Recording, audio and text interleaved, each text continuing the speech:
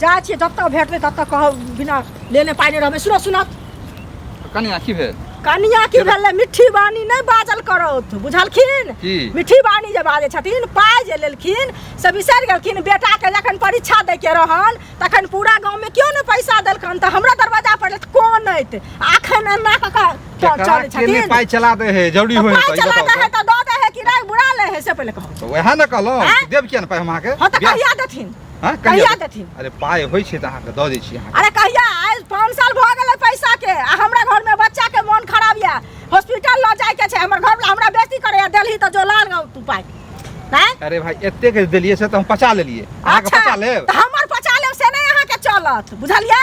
हमर पचाब से नहीं हम छाती पर छिपाटी कर के ल लेब से बुझलिए। अरे अहाँ हल्ला नहीं करू शांत किया रहू। ना हल्ला लाज होया शरम लागैया जे लोग सुनतै।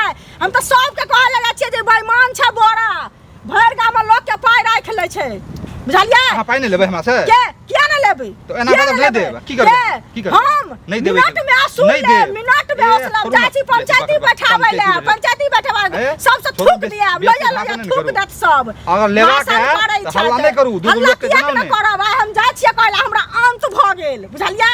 मीठी मीठी बोली हम कते दिन अंत भ गेल हम देबे नहीं करब। नहीं देब त अहाँ के बाप के दिन नहीं छै जे नहीं देब बुझलिए। छाती पर छिपाटी गारब आ पूरा आसूल लेबते केहन केहन गेल त मोछ वाला आइल। हैया एलै देखियो न आयल छियै असलम ओह मोछ उखाड़ लेब आ सीना उखड़ त सीना के तोड़ देब सब बुझलियो पहिले। जाओ ना अहाँ के जे करा नहीं देब की करबै हम? किया न देब? हम जाय छी केस करे ले नहीं देब कागज रखने छी नहीं देब। अहाँ की करब केस? नहीं होत कैल नहीं होत कैल नहीं झूठा केस के साथ क्यों न दै छै आ सही केस के सब साथ दै छै। अच्छा नहीं कहला सब छै अहाँ के कहला से जीत जाब हमरा से जीत जाब पाइ देब ना अहाँ के ओते में केस फरियाला तो फरियाओ का ना चलू ना फरियाओ का ना हम त जाय छियै कहै ले कहबै ना पैसा अहाँ के दऽ देब हल्ला नहीं करू हल्ला करब त नहीं देब। के करब हल्ला पाइ किया के न देब?